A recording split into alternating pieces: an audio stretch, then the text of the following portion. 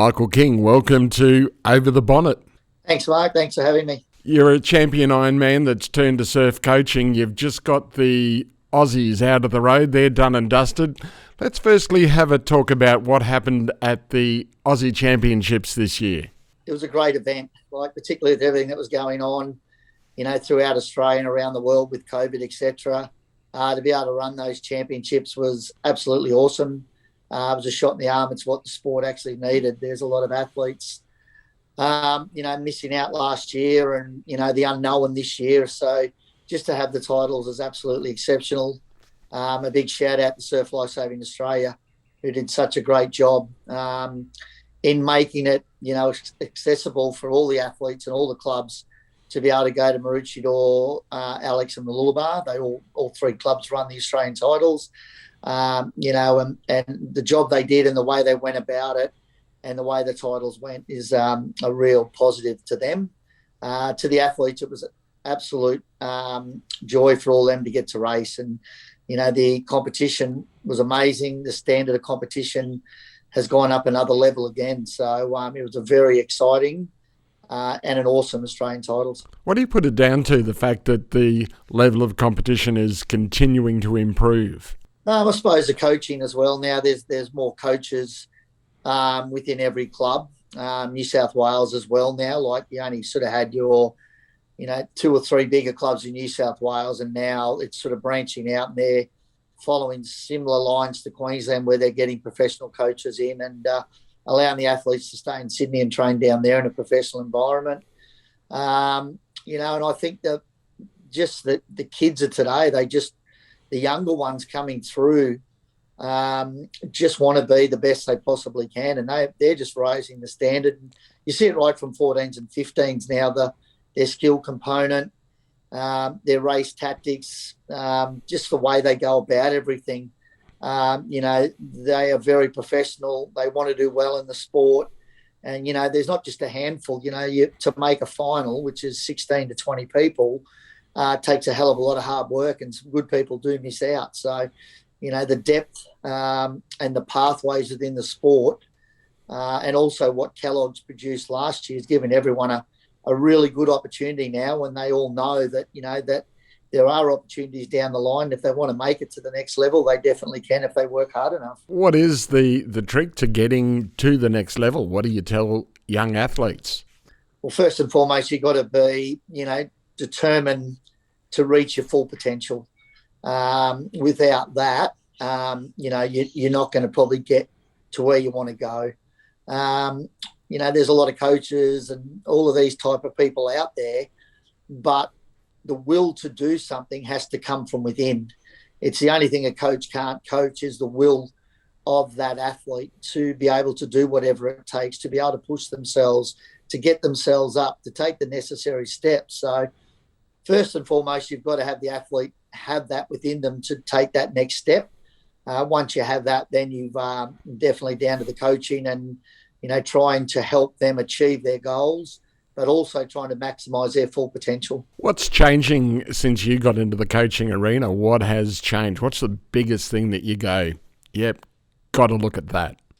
There's probably more research out there. There's more information, coaching information, but just not from Surf Life Saving either. Like if you follow the AFL or you follow the NRL, they're generally ahead of their time, with recovery, how to train to get the best out of each person, how teamwork can help. So there are a lot of other sports out there that you can learn a hell of a lot off. And, you can get on Google now and look up anything you want, and it's right at your fingertips. So I think, the research, the development of that has definitely helped coaches. When I first started, Surf Life Saving coaching wasn't out there as such. There were only a handful of actual professional coaches. And, now there's so many more. And I think that, Surf Life Saving has probably helped that as well by running continual courses and having information out there for coaches and athletes and everyone,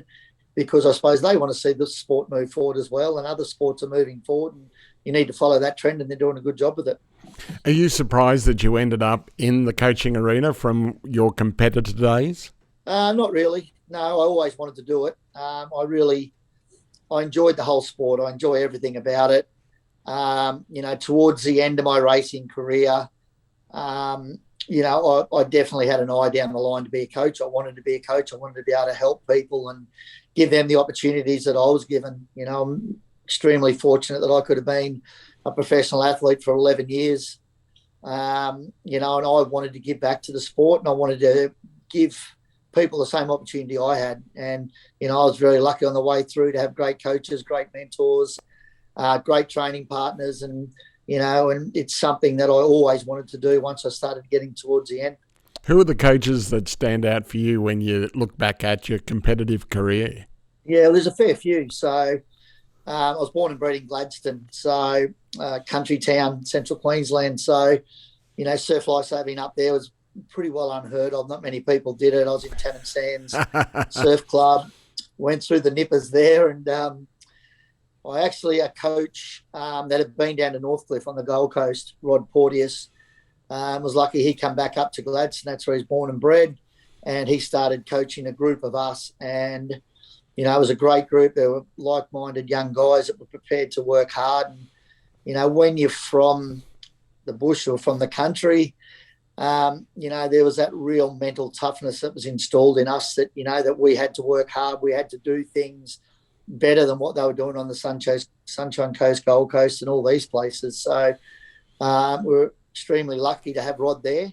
He was a great coach, but not only that, a great mentor in that, he taught us technically how to do things right, sort of set us up for, what it was like to race in the surf, and all race tactics and all of that. So as young guys, we were extremely lucky to have Rod on our side.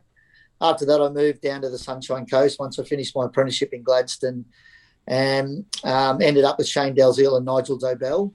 And to this day, particularly with everything in life, those two guys are really full-on mentors. Any problems or concerns that I have, I can still ring those guys. They took me under their wing and just taught me that, that you had to do the hard work. And if you wanted to get better, you had to try and improve in different areas. And that was as a person as well. I was a country boy. I was a bit of a mummy's boy as well. So there was a bit of a toughening up process as well, moving out of home for the first time and different stuff like that. But without those guys there and their guidance and help, I don't think I would have got, to where I got to, because they were definitely a big influence just on my life in general, as well as actually on the training paddock as well. Then Guy Leach come along, so I was very fortunate that Leachy was training up at Noosa, moved down to Mooloolaba, where I got to train with him and learn from him. He's still a lifelong friend to this day, someone I talk to and get on very well with, and can run advice past as well. And when he came along, he taught me to be a professional, how to train, when to train, what to do, how to do it, how to race. And the year I won the gold in 91, he was Uncle Toby's, I was Kellogg's. And, without Leachy, I don't think I could have beaten Darren and Dean Mercer that year.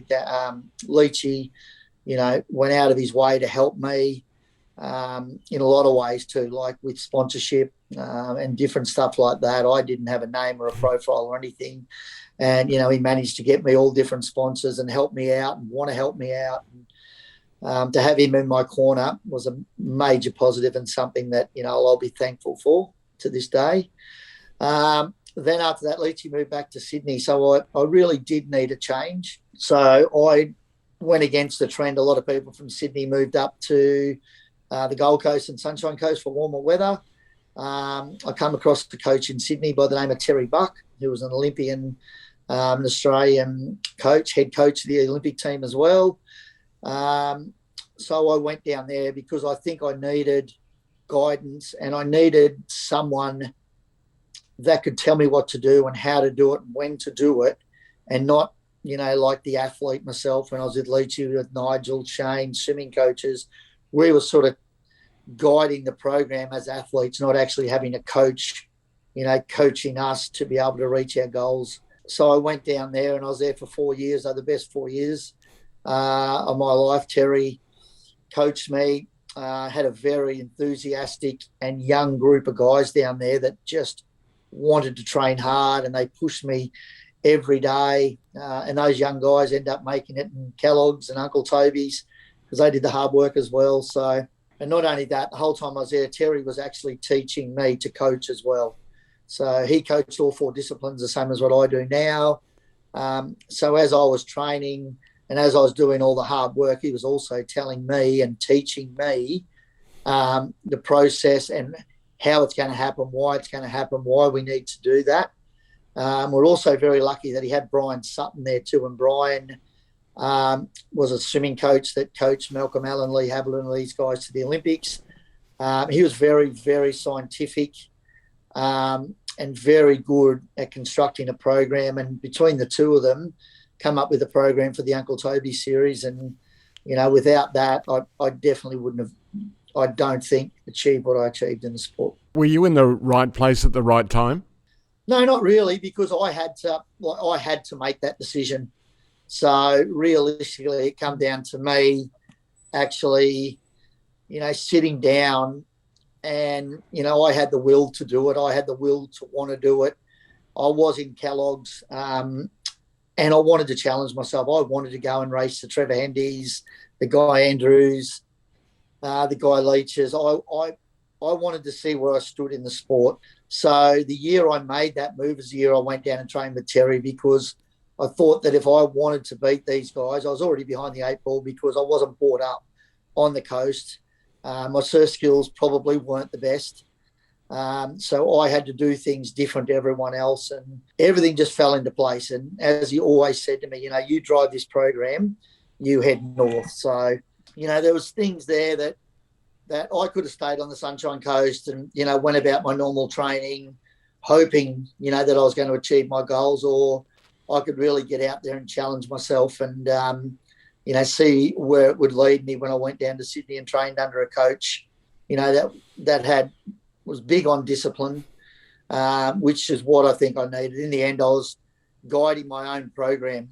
So generally what happens there, you'll take easy options and you won't try and challenge yourself to get the best out of yourself. It's an interesting thing. How did a mummy's boy from the country get such drive and discipline and just desire to achieve? You know, I suppose that was bred into me. You know, my parents, you know, right from the word go, whatever I did, I had to do the absolute best I could. You know, if I was going to do something, I had to get in there and try hard. And so all the sports I did try, I give them all my best. And I played rugby league as a young kid, and then I went to soccer before surf lifesaving obviously just took over. But just my upbringing from them, I was very lucky, you know, that they allowed me to do whatever I actually wanted to do, as long as I got there and give it my best shot, you know. And from there, once I started everything, there was just something inside me that wanted to be the best I possibly could. It's interesting, though, coming from Gladstone, that you ended up as a professional surf competitor. Not too many people do that. Why do you think that you were the one that stood out and really went the extra mile? Because of my training ethic. You know, like there's a lot of talented people, you know, from Queensland country, you know, but all the people there, whether it be rugby league, soccer, whatever it is, the guys that are prepared to work hard, prepared to challenge themselves daily, and, you know, don't use it as an excuse that you're from up there. Like a lot of people go, oh, I shouldn't be doing that because, you know, I'm not as good as them and, you know, you're disadvantaged. That's not true. So the biggest thing is you've got to be mentally tough. You've got to do the hard work. When I did my apprenticeship, I was really lucky that I actually did my apprenticeship with Gary Larson, who played State of Origin, played for North Sydney Bears. And halfway through our apprenticeship, Gary moved down and started playing in the NRL, or the ARL back then it was called. And he had exactly the same trait. So he was hardworking. He challenged himself. All the extras you used to see Gary do. And then you know why he made it. Like he always did the overs and above. And, you know, he was a great role model for myself as well, to think, well, okay, he can make it. And, he's done the hard yards, and, I'm going to do exactly the same as well. Was it important for you to complete your apprenticeship first before you did make the move into professional competition? Yeah, that was one of my biggest things that my parents always said. If I could definitely go and do the sport, and I could try to become a full-time athlete, but first and foremost, I had to have something to fall back on. So I think the apprenticeship took me about 4 3/4 years, so nearly to the 5 years. I had so much special leave and time off to go away and race, and I was very lucky that Queensland Alumina Limited, where I worked, QAL in Gladstone, gave me that opportunity and time during my apprenticeship to go and fulfil, my sporting actions as well. But then, once I finished, I could not wait to get out of there. And to this day, I've never gone back. I think I was probably the worst fitter and turner to ever come out of QAL. I always had my mind on other things and what was down the line. I just wanted to get out of there, and I wanted to go, and I wanted to train. I wanted to be an athlete, and I wanted to be in either the Kellogg's or the Uncle Toby series. That was my main goal. How important was it, though, the support that your parents gave you? Yeah, massive. They used to drive me to the Gold Coast, to the Sunshine Coast. We'd leave Friday afternoon after work. You'd race Saturday, Sunday. You'd finish Sunday afternoon. And then, the drive home, we wouldn't get home some nights till midnight. And then, we had to rock up the next day and go to work at 7 o'clock. And, my father had to go to work. My mother had to go to work. And the sacrifices they made to give me every opportunity. We drove to Cairns as a race up there and jumped in the car and up we went. And, they were the most supportive parents. They did everything they possibly could to fulfill my potential and give me every chance I had. There was a dream I always had. They always knew I had a dream to do well in it. And, they were very passionate to help me out. Never once were they pushy parents either. Most of the time it was rain in the morning or stormy or anything like that. They'd be going, you don't need to go training, but I always wanted to go. So, everything come from me, not them. They just jumped on the bandwagon and did whatever they possibly could to help me fulfill my dreams. It's great that they did give you that support, because it really is a springboard that you can use to have that confidence that you've got that support back at home. Oh, 100%. That's the biggest thing. You've got to have, a great support team first and foremost as well, because, there are going to be ups and downs. And when you have those down times as well, it's generally your parents and sisters. I've got a sister as well, that you can talk to, and they can help and support you through those times as well. And, to me, family's massive, and it's really important, as it is now with my own family, 3 kids, my wife, and, my son. He started the journey as well now on the surf lifesaving journey. So, even though I'm coaching him, I also want to be that parent that is there to support him and give him every single chance I possibly can to reach his potential in the sport. Is that a tough line to travel, to have him as a competitor under your wing? No, not really. He's a good kid, and he understands, that Dad's dad at home, and Michael or Kingy is the coach at training, and we have a bit of a laugh sometimes. He always says to my wife, Genevieve, he always says, "Oh, my dad hates the coach." So so the things they go well at training, it's always, my dad doesn't like the coach, and that's why the coach has been mean to me today, or, and I had to drop him out of a A-board relay team as well, which was pretty hard, being your own son, but at the same time I had to put my coach's hat on and do the right thing by the club. And so they're just little things we have to go through, but he definitely is a very easy kid to coach. He's hardworking and committed, and I actually enjoy coaching him. He's very, very funny and quite witty, enjoys training, gets on well with everyone in the squad as well, so he's an important part of the group. Is it interesting to see your kids grow like that, to become their own person and develop their own personality? Yeah, it is. We had the pool on the Sunshine Coast for 10 years at Mountain Creek. He had a pool in his backyard where he could go and swim and train, Zach, and never really got into it. He went to Nippers and probably didn't really enjoy it that much, but just went there and had fun and participated. And, if you would have told me as a kid of, 10 or 11 that he was actually going to go on with the sport, I would have said, no way. It wasn't until we moved down here to the Gold Coast. As soon as we got down here, as soon as we went over the Gateway Bridge, we got a new kid. So there was, some like-minded kids at the club I went to that wanted to train hard. And, Zach just become a part of that. There was a very good coach there by the name of Chris Clouston, who really went out of his way to, help Zach, nurture Zach, and work on Zach's confidence to be able to think that he can do the sport. And, Chris deserves a lot of accolades for what he actually did for Zach, and he's the one that set him on the road to where he is now. Big shoes to fill, and is it hard for him to come out of your shadow? Oh, look, we don't even discuss that. There's no shadow. We just want him to lead his own path, and where that goes is up to him. He's probably done better than both Jen and myself. Under 14 first year at Aussies, he's gone out and won the under 14 Australian surf race. So he's won an individual gold medal straight up. Jen and myself have never won an individual Australian gold medal. So he's just gone, how easy is this? So he's already, done things that we haven't done. So, but in saying that now, it does get a bit tougher once you get into 17, 19s and opens.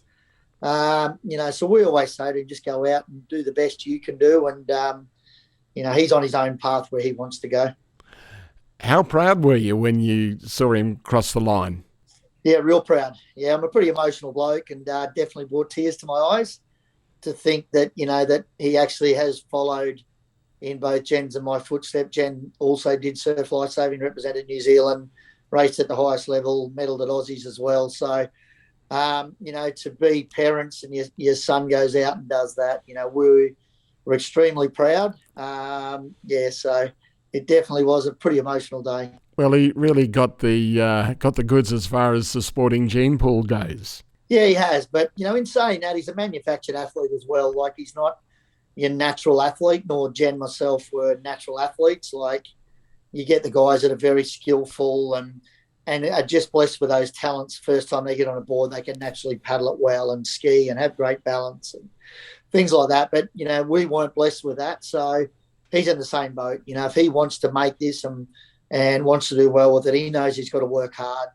He knuckled down, worked hard, and worked on what he needed to. And, he'll get everything he deserves as long as he's prepared to put in the hard work. You talk about that he's not a natural athlete, and you say that you weren't, but you must have had an incredibly strong mind. Just the grind that it takes, just even when you're training, competing, your mind must be incredible. Well, that's the most important part. Physically, once you get to that top level, or you get to a level within an age group where, everyone's around that same standard, it comes down to being mentally tough and, being prepared to do what the others aren't. But to do that, first of all, you've got to be able to train in that state. So if you don't push yourself at training and you've never been in that state of fatigue and pain, your body just won't allow it when it's racing. And that's what happens to a lot of people. They once they get to that point where it gets really uncomfortable and you got that little devil sitting on your shoulder just telling you to slow down or you don't need to do this, if you've done that at training and you know what it's like, and, sometimes you've got to fail at training. Sometimes, when you get to that point, you do fail. But the more times you get to that point and the more times you keep pushing through it, when you get into a race, it's going to take someone pretty special and someone as hard as you, to be able to beat you on that day. So it's something you teach yourself, but it's something that also you've got to train. That natural athlete has still got to train at that level, has still got to be able to put up with that pain and that fatigue. So once you get to that point, everyone's in the same boat. You say you're not a natural athlete, yet you still achieved what most people can't. You were elite. Yep. I would say that you're a natural athlete because you did it. Yeah, so all I mean there is a natural athlete is someone like a Trevor Hendy, a Matt Poole, a Shannon Eckstein. They're technically very good. They read the ocean exceptionally well because they've been brought up around the whole ocean and this, knowing how to read the surf, where to go, what to do. Even their feel. Kai Hurst is another natural. And they're guys that just can do things that are real special. And then sometimes the guys that are manufactured are the guys that actually have to work harder at it to be able to do what they do. So, and generally, it takes that little bit more time. And sometimes under that fatigue and pressure, you'll make those little mistakes. And that's what I mean, the difference between the two. It all evens out in the end, but it means that if you're not natural, you're going to have to work harder to be able to execute skills, to be able to execute better technique, whatever it may be, better pace out the back. You're going to have to work that little bit harder and be prepared to dig in a bit more than sometimes the natural guys. Do you think that a manufactured athlete appreciates it more when they do get success? Yeah, they do, because you just know that you've had to work harder. You do know that, that you've had to practice things over and repetitively, which is hard sometimes, but in saying that, the natural guys are the same too. They're hardworking as well, but those things come a hell of a lot easier to them, and they don't even know it sometimes. Like, Trevor was just absolutely amazing. People that always say, wherever Trevor goes, there's always a wave. No, Trevor went where he knew the wave was, where, a lot of us didn't have that same feel and that same vision. And, we'd be paddling 20 metres away from him. He'd be on a wave only because he went to the right place, and there was things that we could learn and had to watch and observe and make those mistakes to learn, to go, how's he done that? And how do I analyse that so I can do that next time? And that's one thing I was always prepared to sit down and analyse after all my races on what went right, what went wrong. I kept the logbook. I've kept the logbook right from day dot. And I was always trying to find a way to better myself. And to this day, I still do the same. And, I spent almost 12 months analysing Shannon Eckstein as to why he was better, how he went about things, what did he do different and what set him apart. And to the point that I nearly felt like I was stalking him, but I wanted to know what made a bloke be that dominant and that good. And, that helped my coaching. That helped me with the athletes who I coach, because, I was trying to work out a way that we could, get closer to Shannon, take Shannon on, and then try and beat him, which is something we were able to do. What did you find when you did analyse him so closely? First up was his course management was immaculate. So by course management, I mean is where to go out and where to come in. I remember one day at Newcastle Beach, I put a cross on the beach where he come in, and they had to go through, I think they went through 3 times of each leg. So I put a cross on the beach and thought, okay, what's he going to do today? And he's come in there and he's got the lead. And some of the boys went inside him, some went outside him, but he went straight to that point. For the rest of that day, give or take 10 metres either side, he was on that cross. And yet if I did that with our guys, mate, we were 20, 30, 40, 50 metres. We're all over the shop and not really thinking about there's an easy and a hard way to do everything. We were working just as hard, going just as fast, but skillfully wise and using the ocean and that sort of stuff. He was just putting the cleaners through everyone. So that was one of the biggest ones. And just his skill, through the break, he could just put himself in a position and then he'd control everyone. So he would be in control. So no one would be taking him on. No one would be seeing whether he has that extra gear. And then all of a sudden he'd turn the cans and then he'd start to accelerate and go to his race pace. So, he was in control of everyone, what they were doing. And, eventually people had to take him on and try and get him out of that comfort zone. All the best athletes in the world look as though they've got time in everything they do. So we had to try and restrict and take that time off him and challenge him to be able to rethink about, hang on a minute, what do I need to do here, instead of being in control of the whole race. Did he essentially win the race before he even entered the water, just through the mind games? Not really, no, because there are enough guys there still to push him. But once he sort of got to the lead, then he just had everyone where he wanted them, you know what I mean? And you'd have to ask him if he thought he had them beaten, but I definitely know that once he got to the front or got to a position where he was in command, that he was going to be extremely hard to beat. Things had to go against him to get beaten. So, it was one of those scenarios. You talk about Trevor Hendy. He really set the bar. How important was he to the sport? Yeah, massive.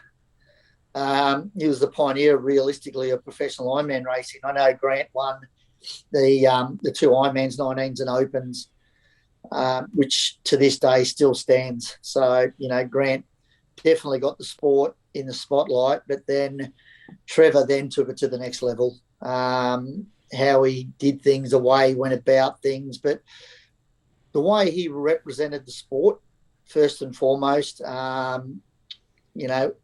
was the best I've ever seen. He was a full-on professional in every sense of the word. He would go out in the media. He was a well-respected person within the people of sport in Australia. He definitely paved the way for everybody within professional Ironman racing to this day.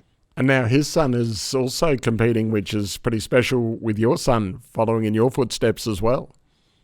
Yeah, TJ was probably the same as Zach. TJ didn't do it when he was younger, and he's in the professional Kellogg series now, and a great athlete. And I know Trevor's the same with him. It's hard for TJ because his dad was an icon of the sport and an absolute hero to everyone. So it's probably harder for him to have that shadow of his dad, but he's definitely gone out there and done well as an individual for himself. And Trev, I know for a fact, is real proud of TJ. Well, there's even Jet Kenny that's making his own mark. How is it? We talked about your son, but all these guys that are coming through because they've got the shadow of their dad that they're trying to eclipse. Are they doing it, this new crop of athletes? Yeah, like you look at Jet Kenny, he's a sensational athlete, blessed with a hell of a lot of speed and a lot of talent. And he's doing an absolute awesome job. So TJ, you look at Jordan Mercer as well. There's a number of them out there. And I think the kids have just been around the sport, been around their parents and, went through nippers, found they loved it. And, even then they've still got to want to do the sport. And, they've all wanted to do the sport and they've trained hard and they've worked hard. And it's the same with my son. He loves the sport and wants to be a part of it. So, it's good for all of us. Good family sport? Very good family sport. Also, all the clubs, they're very good. A lot of clubs now, they support the whole family, and it's a great place to be around. It's a clean sport, and a lot of great people associated in surf lifesaving. When you talk about it being a clean sport, is there any sort of involvement of drugs in this sport that you're aware of? No, not at all. Within the Ironman ranks and all the rest of it, I don't think there's been any positive drug tests whatsoever. So, SADA's been around for a long time and drug testing back in the day when we were around as well. And, it's a sport where, everyone realistically, even if you did want to go down that line, you've still got the elements of the surf, you've still got the elements of luck and everything like that. So, it wasn't worth it with a lot of people. Everyone knew that, you had to do the hard work and that's all there was to it. So, it has a great record. It's a very clean sport and, something that the sport should be really proud of. What gave you the thought that you could really make it with a limited amount of surf skill? I used to go down and do a lot of racing, a lot of carnivals from Gladstone. And I suppose just the progression that I made. And also we used to sometimes stay behind a day and I'd be in and out of the surf and trying to better myself. Also we had a place just probably an hour and a bit out of Gladstone, Agnes Waters. And Agnes would get a wave. So whenever the forecast was up and you knew there was going to be a wave there that weekend, we'd go down there and try and spend as much time as we possibly could down there. But, back in the day, I didn't even think about, the skills and all of that.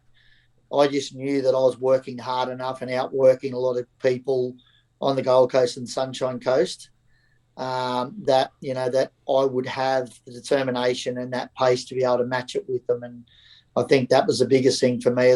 I just knew that whatever I had to do, I was prepared to do, and I was prepared to do it more than anyone else. That's an amazing trait. Yeah, it gave me the drive, and I was always driven. I just always wanted to better myself, and it's the same today when I'm, here. This year, I'm sitting down now, starting to work out programs for the new season, and every year I try and work out how I can better myself first and foremost, what I can bring to the program, and then how I can then go to the athletes and try and get their full potential, because that's my job. I've got to be able to give them the best opportunity and best chance I can to reach their goals. And, it becomes a team effort. And, it's something that I've always been driven with. I'm not prepared just to, think, oh, yes, she'll be right. We'll do the same as last year, or, I'll train like I used to train. You've got to change things. And, I think that's my biggest thing, is that I always want to better myself. I always want to make sure that I'm giving everyone the best chance that I possibly can. And that included myself. I wanted to give myself every single chance I could to be able to achieve what I achieved.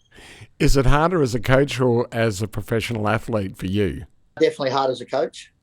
As your own individual self, well, you're in control of your own destiny. You're in control of everything that happened, because, it was just you out in the water, and you couldn't have someone out there to tell you what to do or how to do things. So as a coach, you put your plans in place, you train hard, you do everything you possibly can. But, once the athletes put the foot on the line, it's up to them. So, you want to see them do well. You want to see them all do well.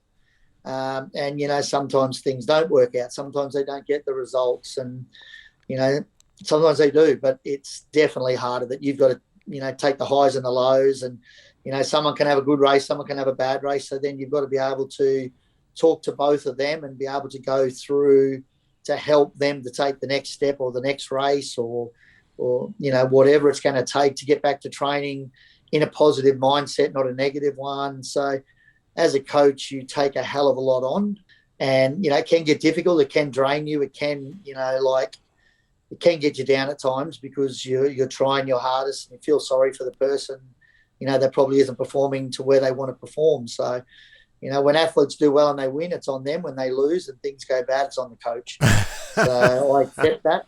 And it's something, that I'll always accept. The athletes deserve all the accolades. But when things aren't going right, yep, it is me, the coach. And, yeah, it is my program. And, yeah, I do need to find a way to be able to change this around to get the best for the athletes. So there's a hell of a lot in it. And, there is a hell of a lot more pressure as a coach than an athlete. When they're in the water and competing, do you race the race with them?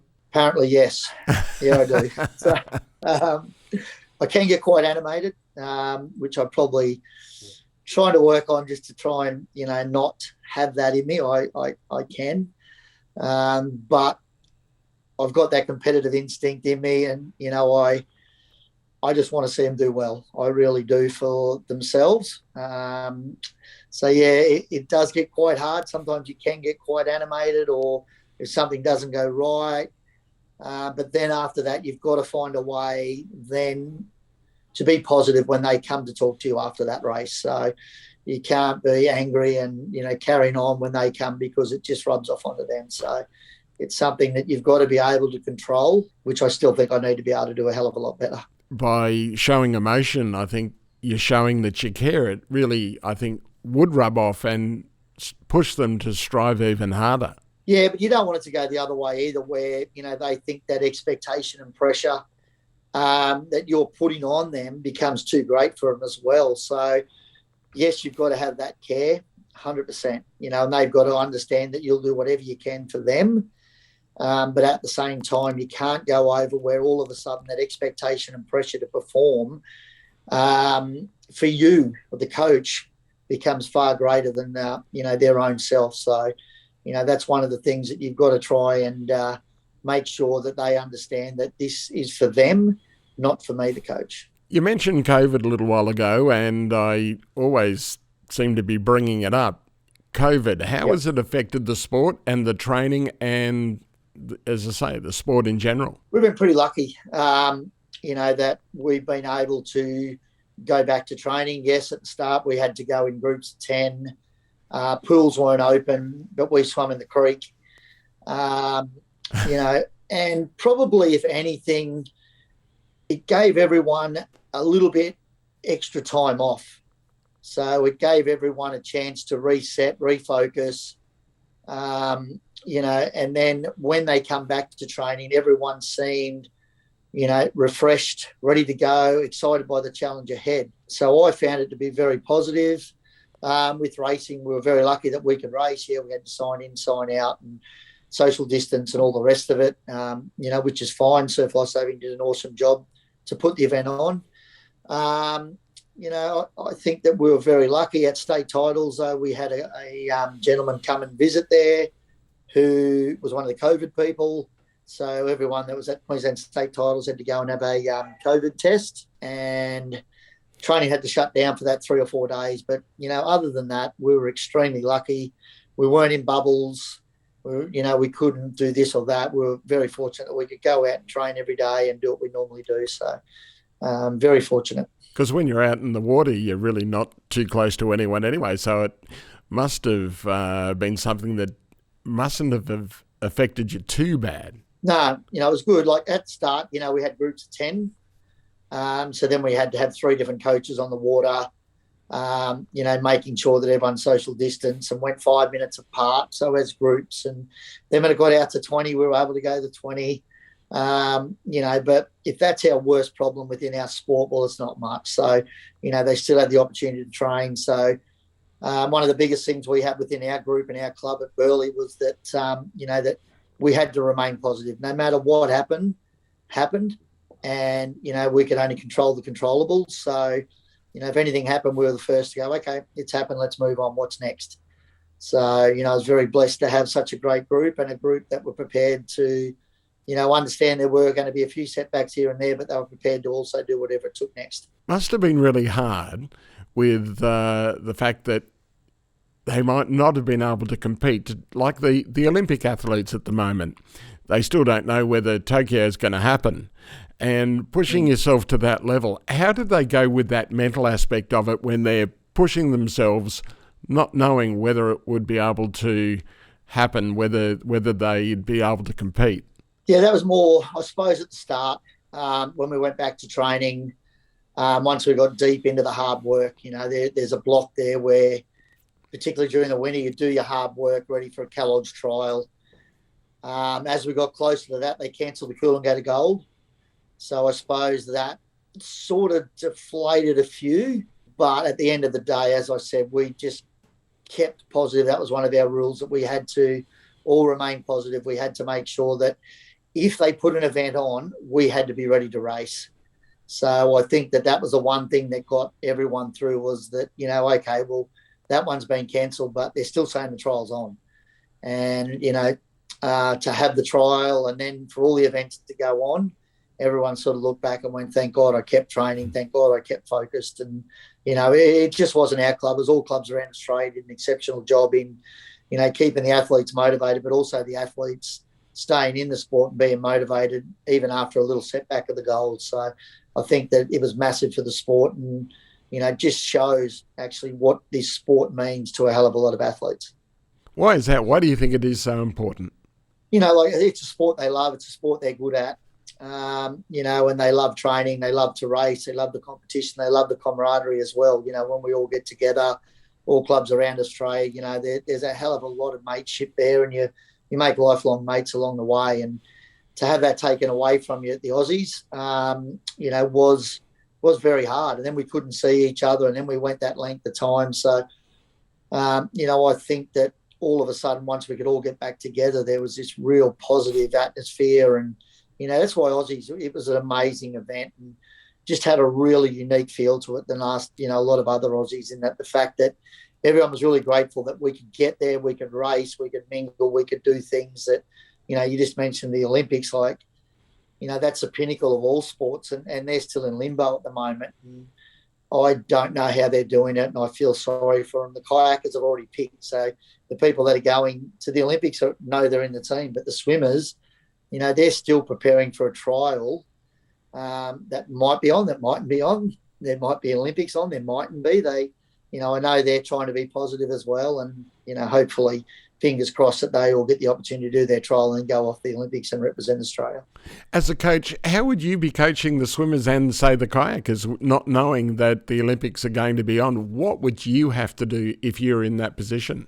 Same as what we did. You've just got to stay positive. You've got to do everything you can as though it's going to be on. You can't change tack. You've just got to be every day turning up, knowing that that's what you're training for, and you've got to be prepared to do whatever it takes. And athletes at that level, they don't need convincing. They don't need motivating. They have that will from within to do whatever it takes. And, it's surf life saving guys are exactly the same. So, all you'd have to do is turn up every day and be positive, and the athletes will lead from there. So, I definitely know no matter what, if the Olympics are on, Australian guys and girls will be ready, and they'll be going there to race to their absolute best. You talk about the kayakers have already been selected. How important, if you're training for something, knowing that you've been selected for the team, if you were in the team, would it make a difference to you? 100%. Like they can go away, refresh, reload, and if you could have that downtime, they do blocks of training. So I'm pretty sure their coaches probably would have given them that little bit of downtime to do a bit of extra work, or to be able to do what they need to do, and then they'd start to ramp up, towards the Olympics. But I also understand with the swimming that the selection process closer can also keep them up for Japan. So it's a I don't know which is right and wrong, but I know if it was me, I would rather be selected, know I'm in the team, and then I can go out and train every day knowing that I'm there and I'm doing it. And, definitely would make it a lot easier. There's a big crossover in recent years, like Trevor Hendy tried to make the kayaking team at one stage. There's some good swimmers which have crossed over in both. I think Kai Hurst went for the Olympics. Yep. Is it representative of the standard of the surf life-saving ethic? Well, most of the kayaking team are from surf life-saving background. So Riley Fitzsimmons, Lachlan Tame, Woody's in there, Alyssa Bull, Elise Burnett. They've all come from surf life-saving background. So that makes up a huge part of that kayaking squad. It's a great crossover. Those guys go and race at Aussies. Lockie and Riley won the ski relay, and they did certain races at Aussies, but not all of them due to having to go to the Olympics. So, that's a great representation of surf life-saving for those people to go and represent kayaking. What about yourself? Did you look at that sort of thing, the endurance athletes for the Olympics? Did it ever cross your mind? No, it didn't. No, I love the sport of surf life-saving. It was something I always wanted to do, and I just loved it so much, and I just wanted to achieve in that. So that was my main priority. A little while ago, you mentioned the gold, the Coolangatta Gold, the iconic race. You won it back in 1991. Talk us through what happened. We did a hell of a lot of hard work. As I said, Leachy, I got to train with him, so it was the fittest I think I'd ever been. But we used to do a Manly Gold in the Kellogg series, and I think I had an 8th and a 14th, and I failed at both of them. And it used to be actually in January or February. We used to do that at Manly Beach. So there was always that in the back of my mind that, that I'd failed in a long 4-hour event. So yet again, I knew I had to change things up, and the goal was in October. So that gave me an off season to be able to train. So I trained with Leachy and the Mooloolaba squad, and we trained extremely hard. What I remember about the race was it was a really hot day. Hot and pretty flat, and there wasn't much assistance. So it was a real grind. Everything went to plan, with the ski. I was lucky then to get in the swim, and there'd be a pack of us so you could sit in the swim. And then it just went on from there. But the further it went, the more confident I felt due to the work that I'd done. And that mental toughness and, everything that I'd ever, all the work I'd done led up to that day to be able to go out and showcase what I could actually do on the big stage, and to win the Coolangatta Gold, such an iconic event, was something, I'll always remember, and it to this day is still a massive achievement for me. Your parents must have been incredibly proud. Yeah, yeah, they did a hell of a lot of work in the background. My mum travelled with me, cooked for me. We'd take microwaves, we'd take stuff with us, and she'd cook all my meals, have all my carbo loading, just anything I wanted and everything I needed, she just had for me. So she was a massive part of the team in that, on that side of it. She always had me ready. Poor lady, she got driven mad because sometimes I'd be like a caged lion walking around the hotel room just waiting to race, and she'd be in the room with me, the poor thing. So it would be good for her sometimes. But, I was very lucky, and something that I suppose that I could actually repay them to say thank you. Everything you've ever done for me, today was all about that. So it was a great moment for our whole family. It might be an individual sport in many respects, but there really is, it's teamwork. Yeah, it is teamwork. And, I was very lucky too that I had Nigel Dobell and Shane Dalziel, Phil Perrin and David Moles were handling for me. And they were on moped motorbikes and had water, had everything for me. And that day, Darren and Dean Mercer didn't have, what I had. Their handlers were few and far between. So, that played into my hands as well. And, it was something that Leachy passed on to us, what we had to do. And, it was a full team effort that day. I had to go out and do the racing, but without those guys and without my family and all the other people that supported and helped me, it would have been a harder day than what it was. So it worked into our hands. How did that change your profile, do you think, by winning the gold? Yeah, I suppose it did, but at the end of the day, I was a country boy and I didn't really let those sort of things affect me too much. I just wanted to come back and train hard. And, probably one of the biggest things, probably with nippers and that sort of thing, people recognise you a bit more and you could go back and give back to the younger kids, which was, which I really enjoyed to do. I was a shy boy as it was. So be able to give back and be recognised was still nice. But I also knew that you didn't want to be just a one-hit wonder and go and win one race and that's it. So I knew there was more ahead and I had to work harder. And then there was also, you had the Uncle Toby's guys as well. So then people always ask the question was, well, are you good enough? Could you beat the Uncle Toby's guys? So there was always that in the background as well. And they had a lot higher profile than us and deserved it. They were the better athletes at the time. And so, as I said before, it was always my goal and my ambition to go across to Uncle Toby's and race those guys and just to see where I sat in the sport for my own mindset and sake. Cereal wars, Nutrigrain, Uncle Toby's. Yeah. It put the sport on the map. Why do you think that is? I suppose it was more about Kellogg's and Uncle Toby's than the athletes. Two cereal brands at war to try and get supremacy over each other. And, Grant, Lisa, Kenny, Curry Kenny got that up and running along with Mick Porra. And, mate, it was the most professional series and they did it so well. Kellogg's through Surf Life Saving Australia, and had the series for a long time, but they wanted change. And I don't think Surf Life Saving Australia wanted the change at the time. So then all of a sudden it turned into this cereal war. But it was pretty funny that I was Kellogg's and I was actually training with all Uncle Toby's guys. So it probably worked in good for me that, that we could all train together and not be worried or be guided or guarded against each other. We'd always bring our best to the training session. And, it worked into my hands having, both Leachy and John Robinson training with me. So, it was good.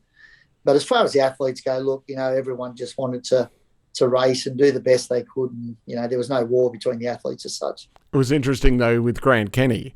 GK had that iconic ad, the Nutrigrain ad. He was a marketer's dream winning the senior and junior Ironman. He really did set the tone for the whole sport. Of course, as we talked about Trevor Hendy, but GK really pushed it to the front of the most people's minds. Yeah, he did. He did an exceptional job. And to this day, he still promotes the sport. His profile is still one of the highest within Surf Life Saving, and deservedly so.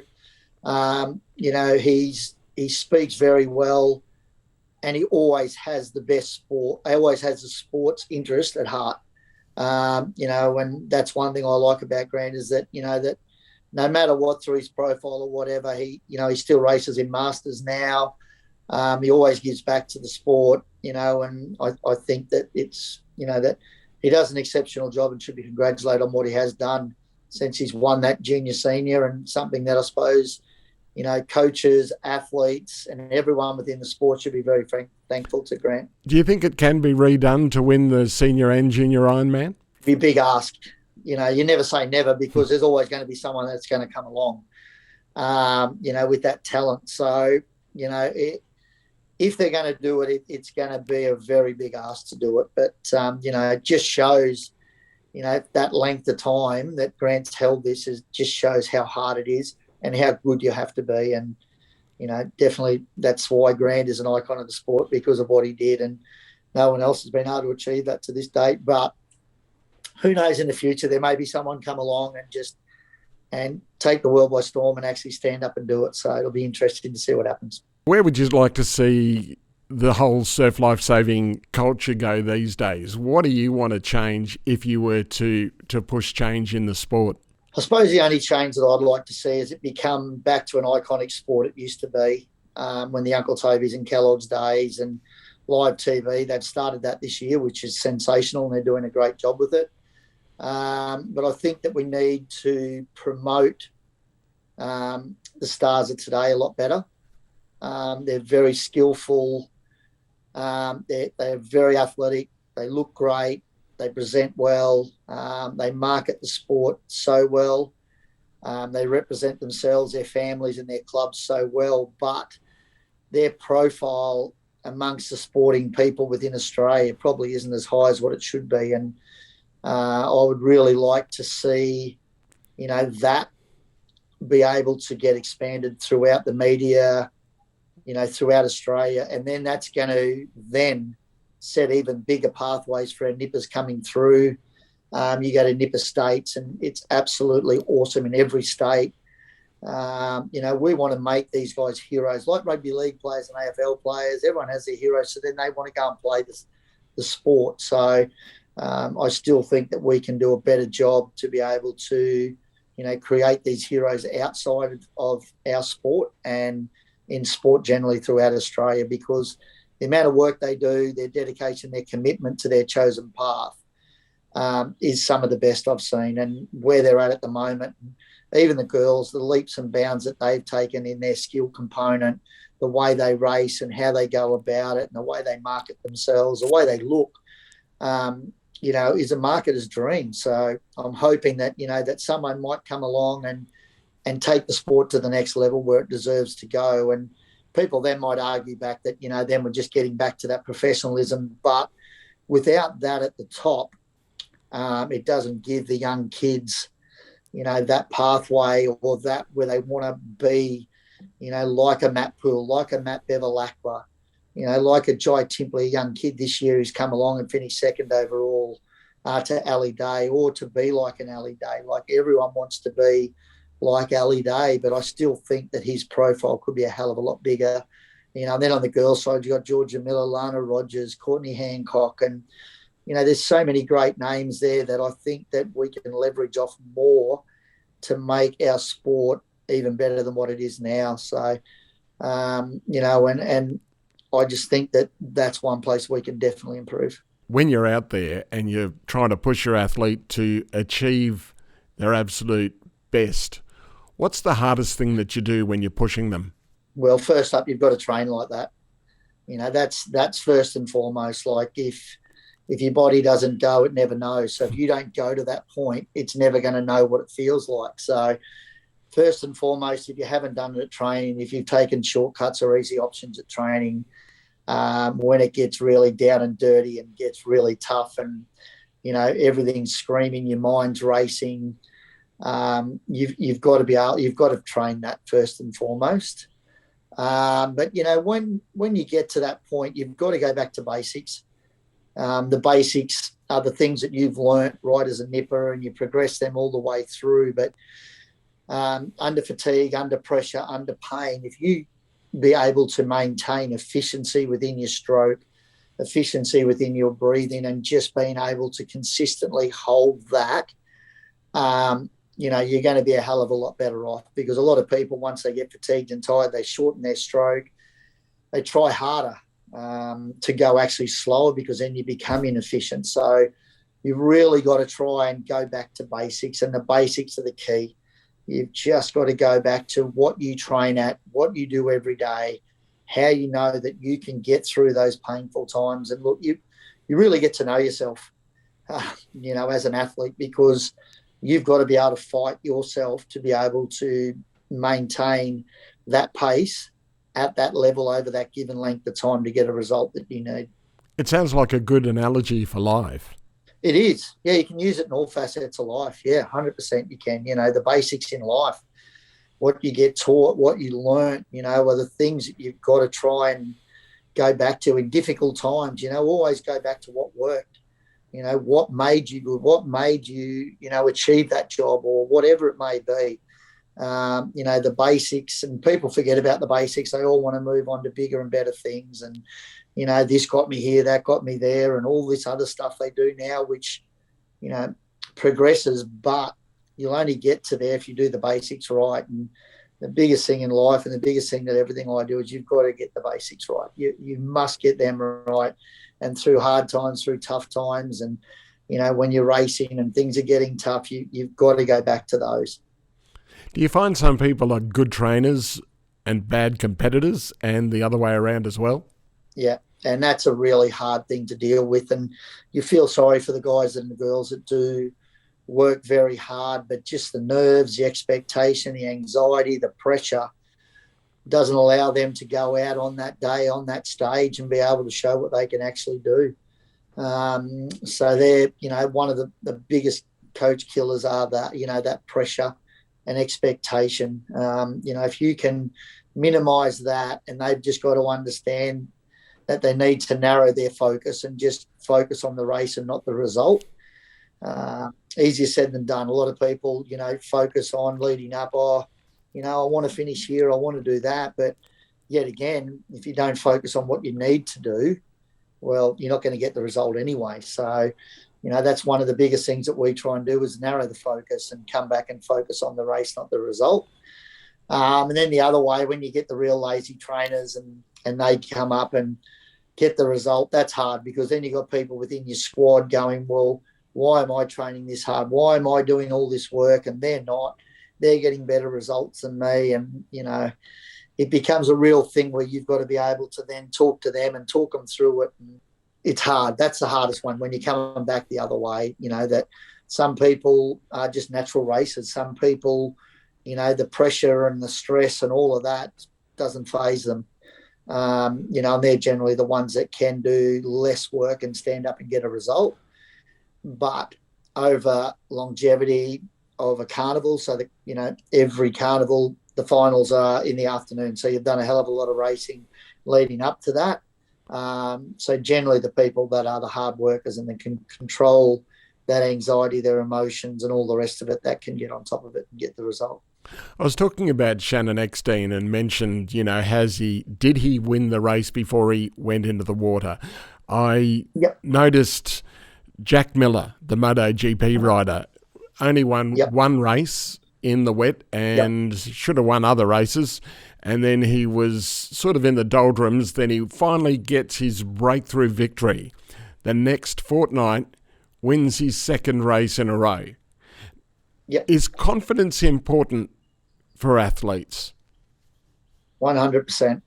I've never seen a person win and be unhappy. So confidence, you know what I mean? So confidence is massive, but self-belief is just as big. So you start to believe that you can do this. You start to believe that, hey, I am good enough here. And that unlocks a hell of a lot of potential, particularly mentally. It allows you to dream. It allows you to not visit any negatives or go back to anything that, that you need to improve. All you're doing is thinking about progressing and moving forward. And, Jack Miller thought he could only win in the wet. And all of a sudden now he's won 2 races, and, that self-belief and that confidence is only, I'll tell you, I'd hate to be racing him in the next race as well, because it's unlocked a lot of things now that he will just stand up and keep improving and going from strength to strength. How did the win in the Coolangatta Gold unlock your potential and confidence? Yeah, massively. It was probably the first major, or it was the first major I ever won. And all of a sudden you did think that you did belong. And also it just showed me that everything that I had done since I was a young kid, the amount of work, the work ethic, the mental toughness and everything, that, that was the way to go for me to get the best result I could. So, it unlocked a hell of a lot of things, but just made me believe that, that I was good enough to be able to take these guys on and be on par with them. Because sometimes you probably think, oh, geez, can I make it? Can I get there? But once you do, it unlocks a hell of a lot of potential, and most of it's mental, which is mostly what holds people back from their full potential. And that's an interesting thing when you are coaching, to try and unlock that. But I want to talk about the Coolangatta Gold, because it's essentially around 50 Ks. It's huge. What was going through your mind when you've got the lead, you don't want to blow it, you've got the Mercers behind you? How hard did you hurt? Funny, like, you go through all different emotions during that race. So you have your high highs, you have your low lows, you have your moments where you're just hanging in there. And, one thing I've always been taught is that, at your worst, you had to find your best. So, you had those down times, and that's when you had to fight. That's when you had to get that inner fight. But, once you're out in the lead, and I was feeling as well as what I was feeling, I had no fatigue, I had no pain. I just knew that this was it, and I was going on with it. I didn't even look around. I didn't look back. I just went, this is it.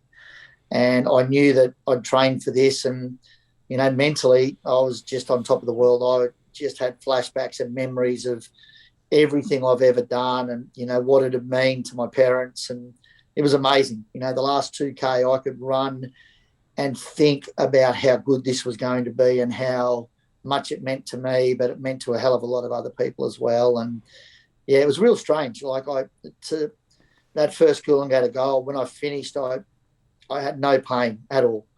The next day I was out playing half-court tennis. My legs didn't hurt. I had nothing. It was the fittest I ever was. I didn't feel anything. So, as much as people probably laugh at you, the next day I could have went training. So, but then the second one, when I got second, I spent about 3 hours on the toilet with wind pains. The next day I was walking around like a crippled. So it just shows the difference between winning and losing.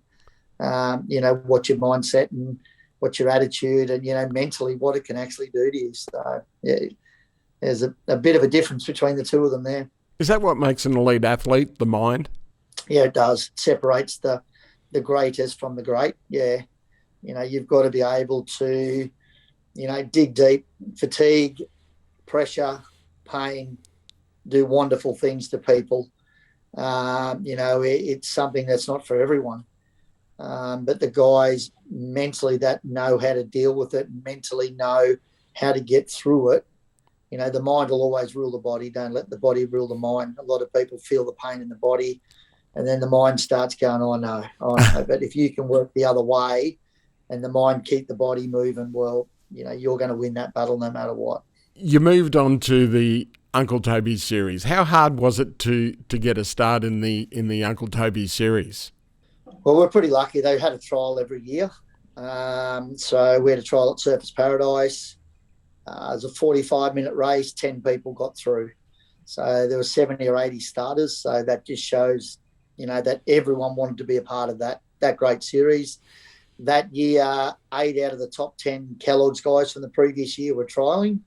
So there were a lot of us going over and, going to try out for Uncle Toby's. It was a real nerve-wracking race. It was really, I knew that, that if I didn't make it, that I was going back to Gladstone to be a fitter and turner. So that was the bottom line. I couldn't go back to Kellogg's, so I thought, this is it. Everything's on the line here. I'd been down training with Terry Buck for the 6 or 7 months before. You know, and I had him in my corner for the first time. And the other hard part is we didn't start racing till 3 o'clock in the afternoon, and all Kellogg's races were always in the morning. So for me, getting up at 5 o'clock and pacing up and down that motel room till 1:30 till I went down the beach wasn't a good sight. I was a bundle of nerves. My poor mum, she was in the room with me, and Bucky come up as well. So for them to control me and try and help me would have been a hard day for them, probably harder than me. So I was lucky enough to win that trial and get through to the Uncle Toby series. Then we raced a week later at Surfers Paradise again in a 2-hour race. So I was definitely nervous, you know, winning the trial, going well in Kellogg's, coming up against the icons of the sport. And from all reports, Trevor had gone away and had trained like he'd never trained before because he knew that we were coming over and really wanted to make a statement. And in the first year, he won 5 out of 7 races. Leachy beat him in 1, and I beat him in 1 in Perth, but I only beat him on a countback.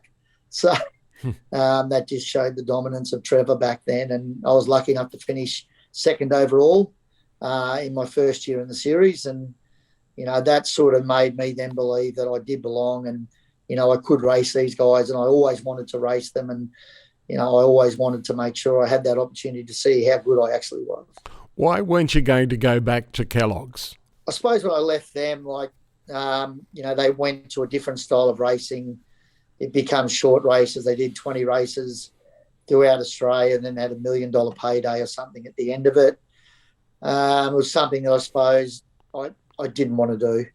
At the time, I wanted to race endurance races and I wanted to race the best people. I thought that my days were done at Kellogg's. I went over there, I raced Darren and Dean and everyone that, you know, that Kellogg's had, but there was always this unknown of, you know, I've got to get over here and I've got to race these guys. And the great Benny Pike, he challenged me in more ways than one. He always wrote, you know, stuff up in the papers that, yeah, I did well, but how good was I? And, you know, could I match it with the Uncle Toby's guys? And,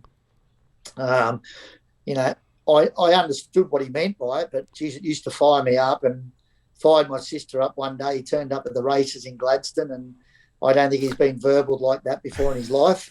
So she gave him a hell of a dressing down to let him know that it probably wasn't nice what he was saying about me. But, you know, but he was right. He was right in what he was saying. Yes, you know, I had done well, but, you know, was I good enough to actually go over and, you know, be good enough to match these guys? So, you know, I've got to thank him too for a lot of motivation.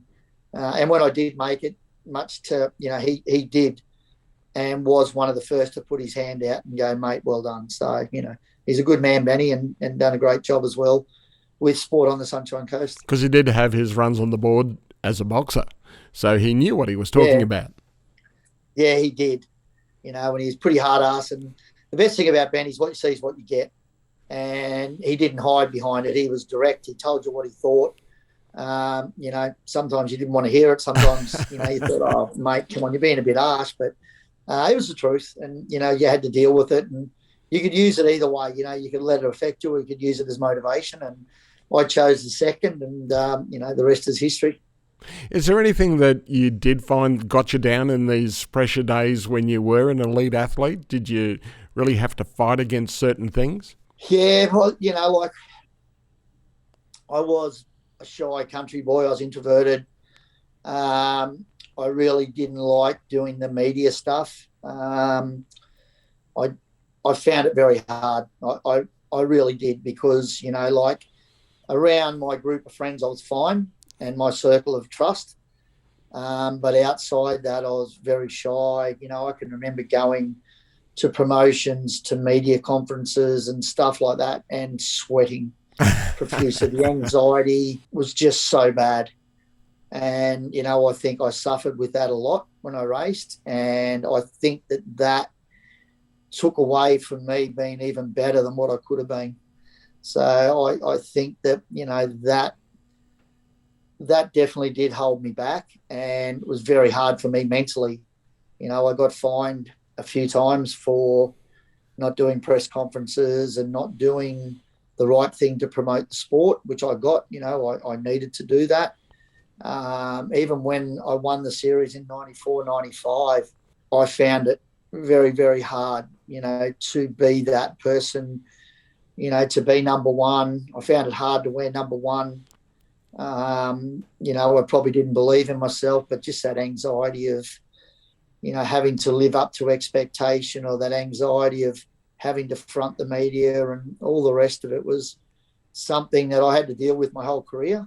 I've never really spoken about it too much at all. People that know me obviously know, but it was very tough and very hard, and something, that I had to dig deep. And, I was very lucky. I did see sports psychologists. I've seen a very good one on the Sunshine Coast. He used to travel with me. And without him, as well, he was a massive part of everything I did, and, got me to a state where I could actually race. If I didn't have him, I don't think that, my career would have been as long as what it was. Just that, it was just extremely hard and taxing on me. I'd spend so much energy, trying to get over my fears and the anxiety of what was going on outside of that. And, that became hard, and also injuries. I copped a few injuries along the way, particularly towards the back end of my career. I had a hernia, had to have a hernia op, and that set me back a bit. And then I got my ribs broken in a race. Holy smoke, what happened?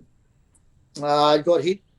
I got backshot on a wave on the ski, and someone hit me in the ribs from behind. So at Goolwa Beach in South Australia. So I was going well in the series to that point of that year, and then all of a sudden I was out for the series. And they're setbacks that are hard, particularly as you start to get a bit older. Things become harder. And that sort of got to the point where I thought, I don't know how much longer I'm going to have in this sport, because it was getting tougher. It was getting harder to stand up and perform. And probably all the hard work I actually did do over those years before, without much science to it. Like, we just trained hard. When you rested, you were sick, so you rested then. Or you're injured, that's when you rested. That started to catch up with me as well. So, that was hard, fighting with those little things along the way. And, you started to lose that confidence, that self-belief, and, that mental edge as well. So they're the little things you had to work with as you got a bit older. When you won the Uncle Toby's Super Series, you didn't win a race, and there was a lot of adverse publicity and media at the time. How did you cope with that? Not good.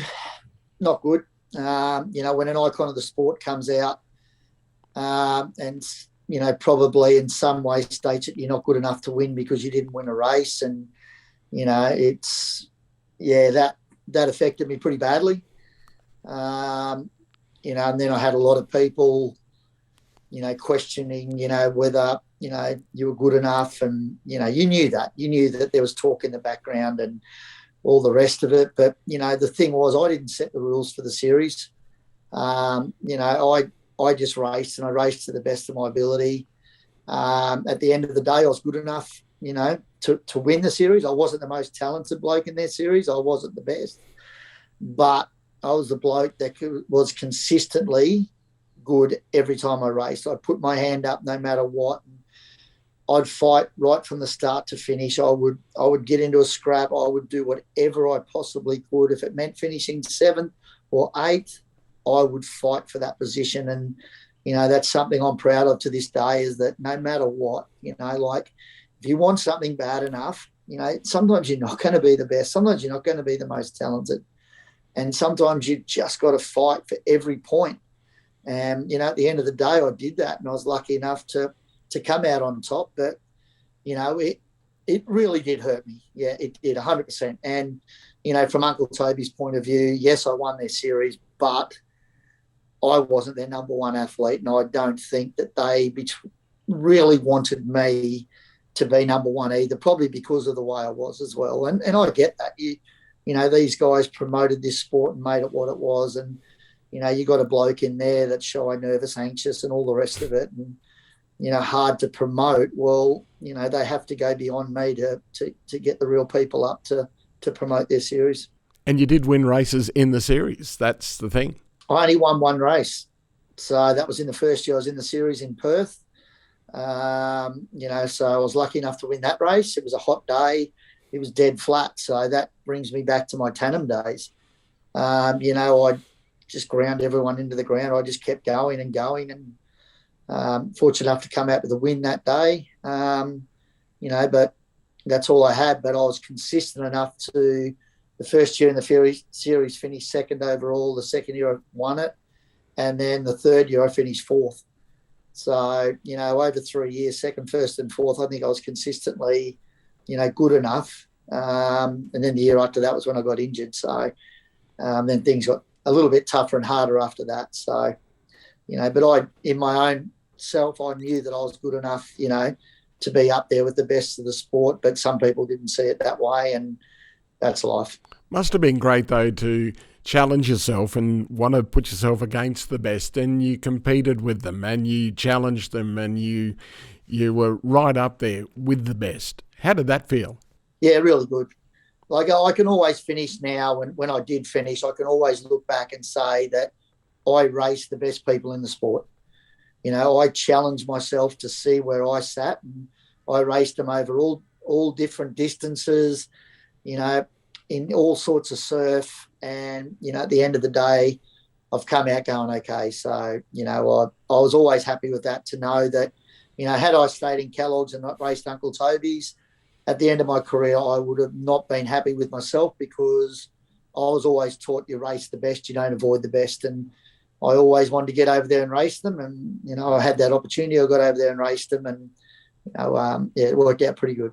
You did a 15-year stint at Mooloolaba as a coach. Talk about those days. Yeah, they were great days. I coached a lot of great athletes over those 15 years. I had great support from great people in the club. Doug Drury was president for 20 years. Danny Shear was director of surf sports. Larissa Fry was in the office area as the administrator. And I had a great base of people around me that allowed me to go and do my job as a coach. As you know, with committees and clubs, there's always fors and against. People are with you, people are against you. But I was lucky. I was actually working for the director of surf sports, a club, not actually the committee, which worked extremely well. And they were great years. Years I look back on fondly. I had a great group of athletes, a great training ground. We were lucky enough, my wife and myself got the lease on the Mountain Creek pool. So that gave me 10 years where I could control the whole program. And the athletes that have come through there to go on to win series, to win golds, to even the ones who have reached their full potential, is something I'll look back on with fond memories. And that I was really grateful that I got to coach the people I did, and the people that went out of their way to come up to the Sunshine Coast. A lot of people moved from all over Australia to come up and train with me. Is something I'm forever grateful for, and know that that they were very loyal to me, and I gave them everything I possibly could as well. Because essentially you put Mooloolaba on the map as far as surf life saving goes in competition. Yeah, it did. It made Mooloolaba, a place where Iron women surf competitors come to train, and it was very important that you have a good club on the Sunshine Coast, and we're fortunate enough to do that, and and something that as I said, I'm very happy and very lucky to be able to say that I had so many great years there. Then they decided to withdraw funding, and you're essentially out of a job. How did that all come about, and how did you feel at that stage? What did you do? I found out, that things weren't travelling that well at Mooloolaba. And I went and asked a few questions. Everyone told me that it was all fine. And then we ended up having an AGM. Positions changed. And then all of a sudden, I still had 3 years to go on a contract there. And in my opinion, things become unworkable. And, I couldn't stay there. A lot of the athletes were in the same mindset. They wanted to move on also and be able to get some funding, for what they have done. So, they were very loyal in the fact that they got not much support, not much, they didn't get paid from the Lullabar whatsoever, much to everyone, what everyone thought. So, at that stage, I was happy that they could actually go out and move on and people were prepared to pay them. They could make money from what they have achieved. So we always had this purse before performance. So, if you're putting the money before your performance, you find it hard to make it. We always put performance first. And these guys had performed, they'd made it to the top of the tree, therefore then they could go and deserve to get the money they deserve. So, which I was happy about. So in the end, I went to the surf club and said that, look, I'll finish up on the spot and, that'd be it. Contract would cease and I'd move on. So I had nowhere to go at that stage. And they were dark days, I must admit. I definitely did, suffer a hell of a lot because I had such a great squad there, great people representing the club, but there were some people within the club that didn't want that. And that's fine. I get it. Yes, I moved on. I had to go out and look for another job. What happened? I put in for a job on the Gold Coast. I had to come down for an interview and went for an interview and actually got that job. So then we had to make some really big decisions as a family. We lived on the Sunshine Coast for a hell of a long time. The kids were in school, the older two. Then we had to work out exactly what we wanted to do and how we were going to do it. I can still remember sitting there telling the kids that, that I'd got a job on the Gold Coast and that I was going to be moving, what they thought of it, and the tears and everything that went with it. It was a hard time on our family, but not unlike anyone else. Like, people go through this all the time, and it's something we had to deal with and had to make a decision. And once we made that decision and we were happy with that decision, we just went, let's go on with it. So, yeah, we moved to the Gold Coast, so down to the club down here where I had the opportunity to coach there for 5 years. So it has been described as a blessing in disguise. Oh, look, no, I wouldn't say that. You think the grass is green on the other side, but there's always bindi. So, first 12 months were good, but then after that, there were things that started to change and happen. And, there were the different warning signs, I suppose, and it made it quite difficult for me as the coach, and something I had to deal with. But my loyalty to the athletes I coach was the thing that was far greater than the club I was at. And I wanted to hang in there because they were, good enough to give me the job there. And, I wanted to fulfill that obligation and make, the club everything I possibly could. And, at the end of the day, it didn't turn out, but, that's life. Okay, now these days, you're in a good place? Yeah, 100%. So after COVID, I was lucky enough that a current coach at the club, Burley, had resigned.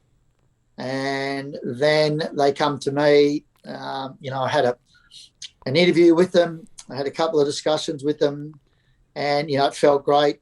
So I accepted the job at Burley, and honestly, it's the best thing I've ever done. Like, now I'm at a place where I'm happy, where I can go and do my job as a coach.